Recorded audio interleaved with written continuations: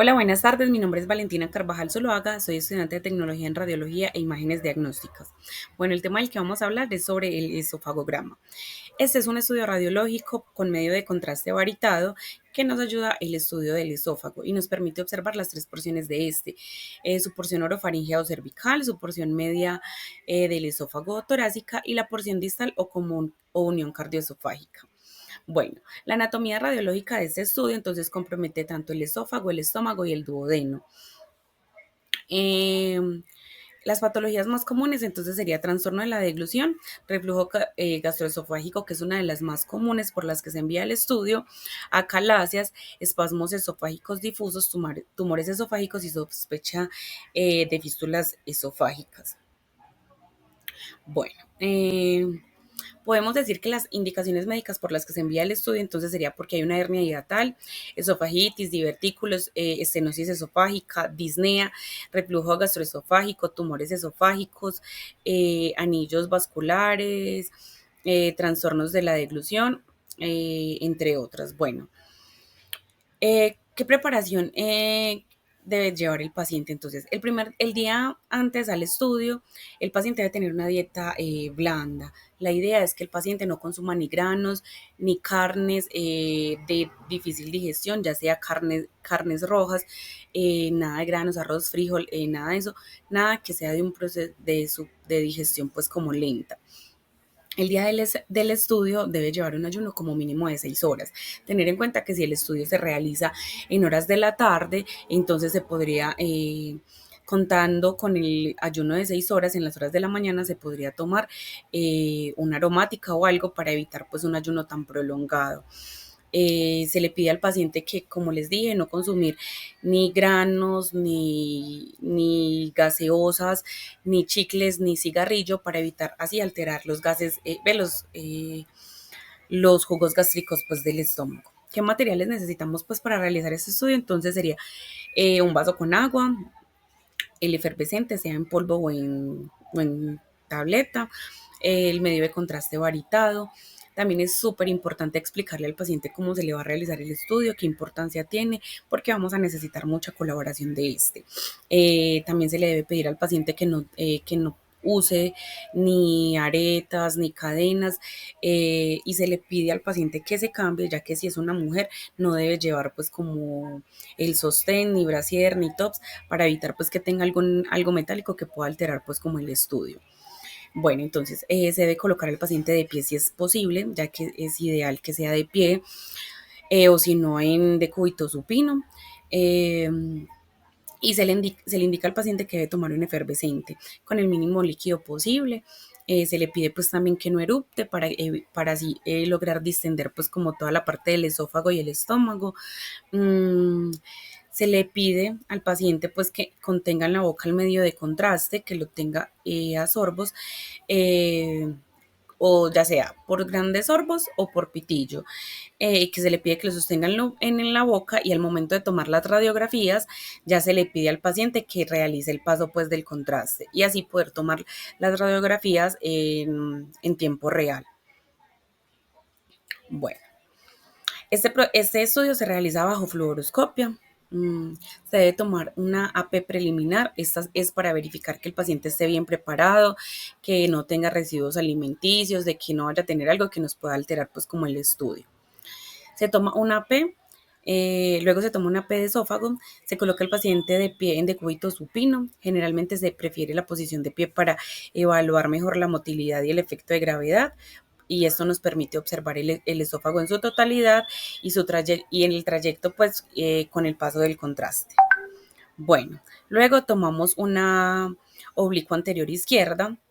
Esta se le pide al paciente que se rote aproximadamente 45 grados hacia adelante, apoyando el hombro izquierdo y la parte anterior del tórax izquierdo sobre la mesa o sobre el bucket, y el brazo derecho se eleva para evitar pues como superposiciones, y evitar que esto no nos deje observar bien el esófago.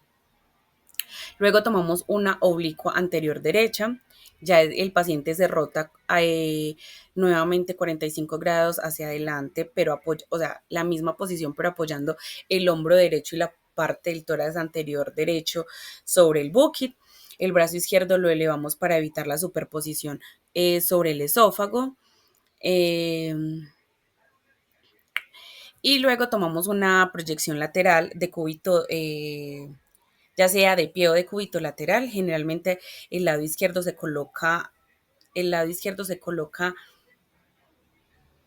generalmente es lateral izquierdo para colocar el esófago más cerca del receptor de la imagen y así reducir las magnificaciones pues como de este.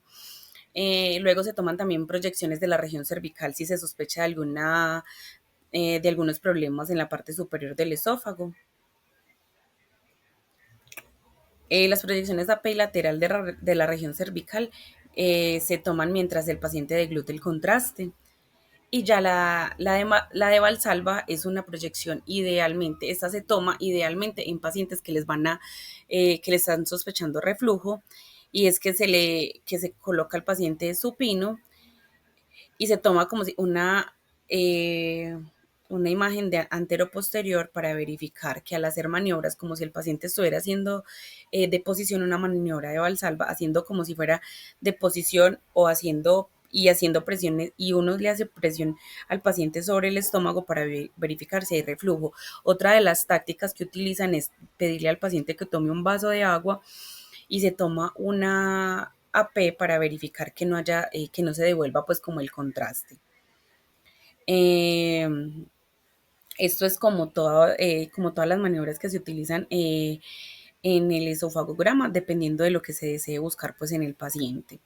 Esto era todo, muchas gracias, hasta luego. Buenos días, mi nombre es Jensi Joana Henao, soy estudiante de la Universidad Nacional Abierta y a Distancia en la Tecnología en Radiología e Imágenes Diagnósticas de cuarto semestre, actualmente cursando la materia de Imagenología Especial.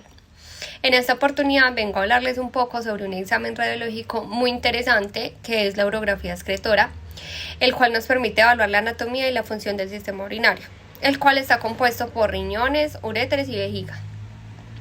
Este estudio radiológico se realiza con un medio de contraste específico, el cual nos permite distinguir algunas patologías de nuestros pacientes. La anatomía radiológica que nos permite visualizar este examen son los riñones con la estructura completa y la excreción también, dependiendo pues del trayecto del contraste, los uréteres visualizando la permeabilidad de estos y la vejiga urinaria vigilando el llenado y la forma con el vaciamiento también, que es el último paso, el postmiccional.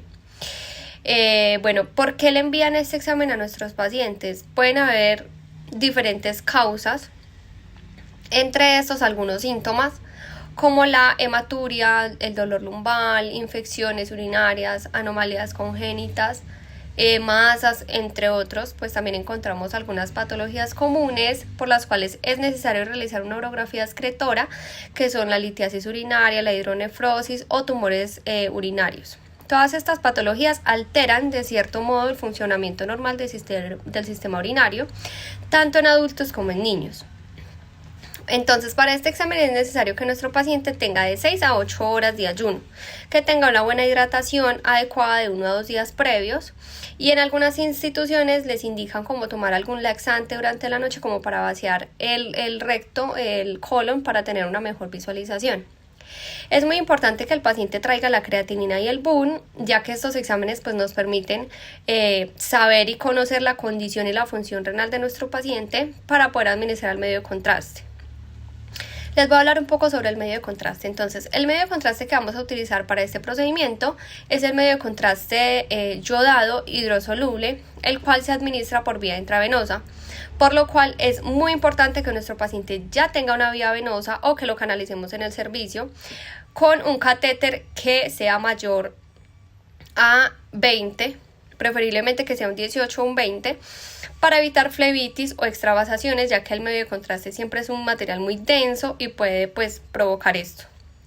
El medio de contraste ingresa por la vena del miembro superior en el cual el paciente esté canalizado y continúa por la circulación sanguínea viajando hasta los riñones. Y allí se filtra gracias a los glomérulos renales, pasando por los cálices renales, luego como que llega a la pelvis renal, y esto pues ya desciende por ambos uréteres hasta llegar a la vejiga urinaria. Ya en este punto pues se almacena realizando el llenado de la vejiga y pues es como el recuento anatómico por el cual pues viaja nuestro medio de contraste y lo que nos permite visualizar. Es muy importante tener en cuenta en qué momento vamos a administrar el medio de contraste, ya que pues depende de esto vamos a tomar las imágenes que son necesarias para nuestro estudio. Entonces, las proyecciones radiológicas para este examen consta de 6 pasos. Paso 1. La previa. La previa es como una imagen preliminar que se debe tomar de abdomen simple, una radiografía de abdomen simple para iniciar el estudio y visualizar pues en qué condiciones vamos a encontrar a nuestro paciente y para también ver los cambios que se visualizan después del contraste. Paso 2, el nefrograma, que se toma de 60 a 90 segundos, es decir, de un minuto, minuto y medio, después de la administración del medio de contraste, para visualizar el parénquima renal antes de que llegue a la vía urinaria excretora. Paso 3, la toma temprana. Esta toma se toma después de 2 a 5 minutos del medio de contraste para visualizar el inicio de los cálices y de la pelvis renal. También podemos visualizar el inicio de los uréteres superiores. Paso 4. La toma retardada. Esta toma se toma de 10 a 15 minutos mostrando el trayecto del medio de contraste por los uréteres hasta llegar a la vejiga. Perdón. Se visualiza que no vayan como fístulas o presencia de algunos cálculos. Paso 5. Debemos tomar 2 imágenes oblicuas de ambos lados, lateral derecho y lateral izquierdo, pero que sean oblicuas, después de 20 minutos de administración del contraste para visualizar los uréteres en caso de superposición o delimitación de los mismos. Y por último, hay que tomar la imagen postmiccional, o sea, después de que el paciente elimina, para evaluar que la vejiga sí se encuentre totalmente vacía después de evacuar y así pues también visualizar si hay algo de reflujo ureteral o posibles residuos en la vejiga. Para tomar estas imágenes es importante tener en cuenta que el paciente debe estar muy quieto, no se le deben recortar ninguno de los bordes de la cadera, se deben visualizar todo el contexto de los riñones desde la parte superior hasta la parte inferior de la vejiga.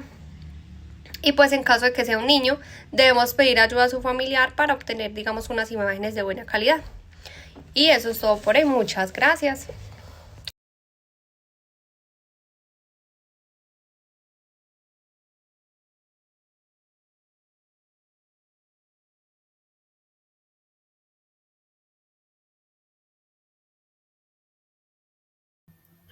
Hola, muy buenas tardes, un saludo para todos. Mi nombre es Alejandro Palacio Rivera y hoy estaré hablando sobre la angiografía de aorta abdominal.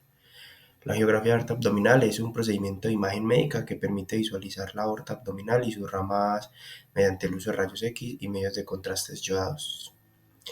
Anatomía radiológica podemos encontrar la aorta abdominal, las arterias renales, la mesentérica superior e inferior y las ilíacas comunes. Las patologías más comunes son aneurisma de aorta abdominal, estenosis o disección aórtica, trombos de ramas aórticas. Indicaciones clínicas, evaluación de aneurismas detectadas por ecografía o TAC, sospecha de disección de aórtica, claudicación intermitente abdominal o pélvica, evaluación prequirúrgica o preendoprotesis. La preparación y lo que se necesita para hacer el estudio es un ayuno de 6 horas, aseo genital previo en caso de que el acceso sea pues femoral, confirmar tolerancia al contraste, una vía de acceso periférica, consentimiento informado, urea y creatinina, TP y TPT, que son los tiempos de coagulación, hemograma completo. Las proyecciones que se necesitan son proyección anteroposterior, o sea, AP de la aorta abdominal, o sea, que podríamos tomar una radiografía de abdomen, y proyecciones laterales o oblicuas si es necesario evaluar las ramas. Y listo, eso es todo. Muchas gracias. Hola a todos, mi nombre es Carolina Ceballos Zuluaga. Les voy a hablar el día de hoy sobre dos estudios los cuales son muy importantes en el sistema hepatobiliar. Vamos a hablar de la colangiografía por tubo en T y posterior a esto de la simple. Vamos a comenzar entonces con la colangiografía por tubo en T. ¿Qué es este estudio? Entonces, ese estudio consiste en la exploración del tracto biliar a través de un tubo o una sonda que tiene forma de T y es insertado en el conducto cístico para el drenaje posoperatorio. Usualmente, este estudio se realiza 7 días después de la cirugía o en caso de que el médico lo requiera, se podría realizar antes.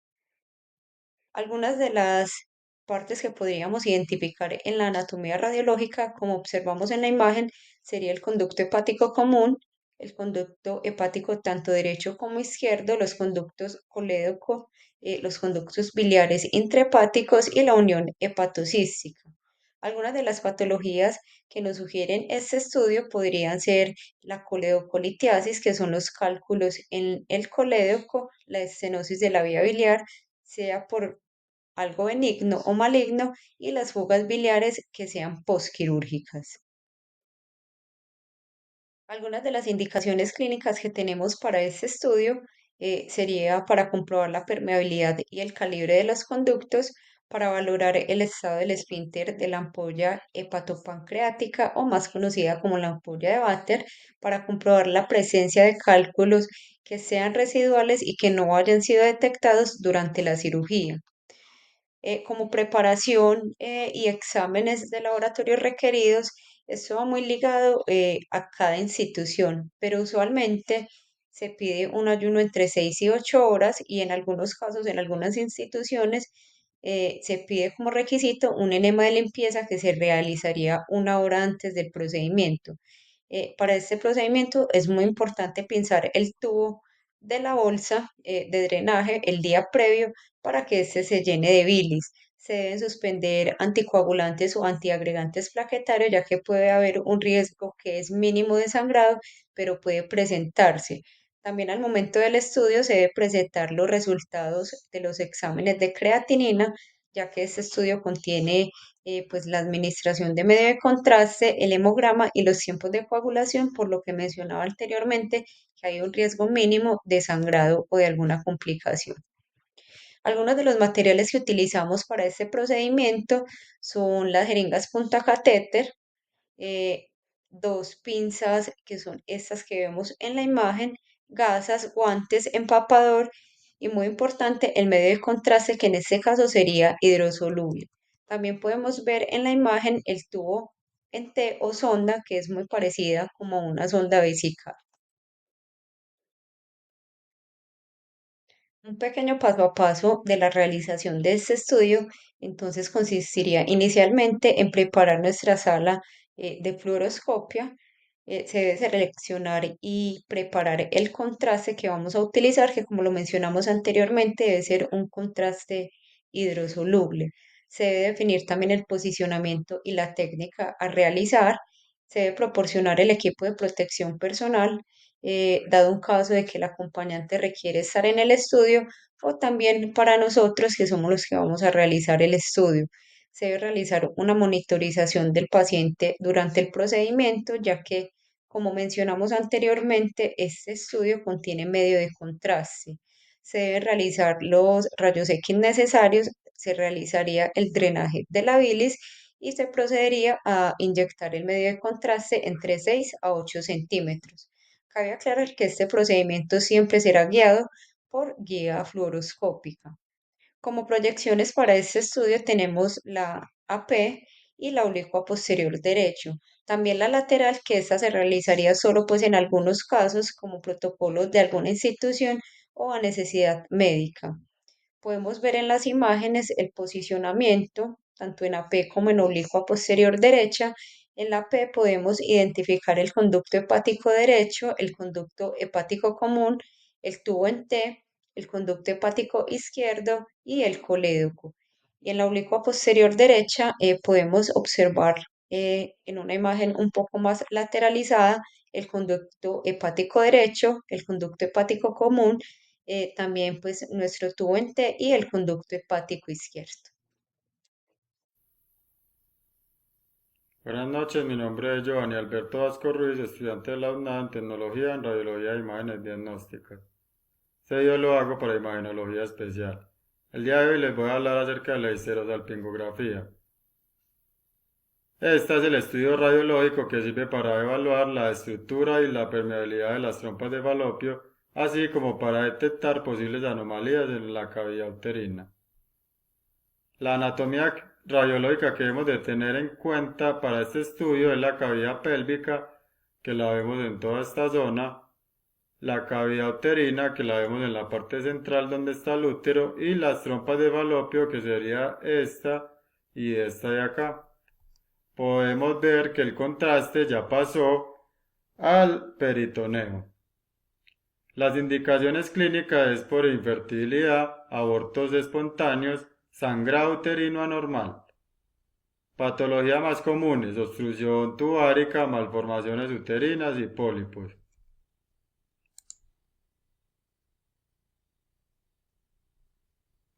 Los materiales que utilizamos para este estudio es un medio de contraste hidrosoluble ayudado, un espéculo, solución salina, pinza Bosseman, sonda Nelaton número 8, jeringa número 50, puntacatéter, gasas y guantes. ¿En qué consiste el estudio o el examen? Consiste en que la paciente se acuesta en la mesa de rayos X, el médico radiólogo coloca un espéculo en la vagina para acceder al cuello uterino. A través de este se introduce la sonda, a través de la cual se inyecta el medio de contraste en el útero. Este contraste resalta la estructura uterina y tubáricas en la radiografía. La preparación y los exámenes de laboratorio requeridos para esto. La paciente debe tener una prueba de embarazo no mayor a 3 días. Se realiza entre el quinto y el octavo día del ciclo menstrual en la fase folicular para asegurar que la paciente no esté en embarazo. Cuando el sangrado menstrual haya finalizado y antes de la ovulación.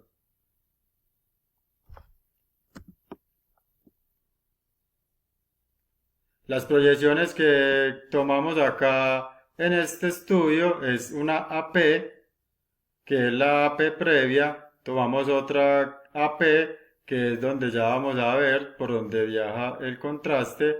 Tomamos oblicua de ambos lados, tanto derecha como izquierda, para despejar y poder visualizar ambas trompas. Y ya por último una AP para ver cómo va pasando el contraste al peritoneo.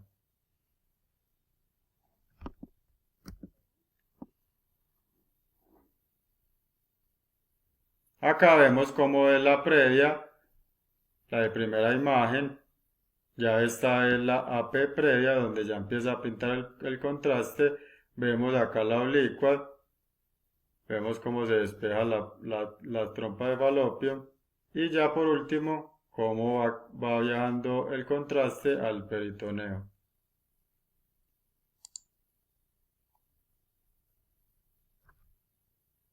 Muchas gracias.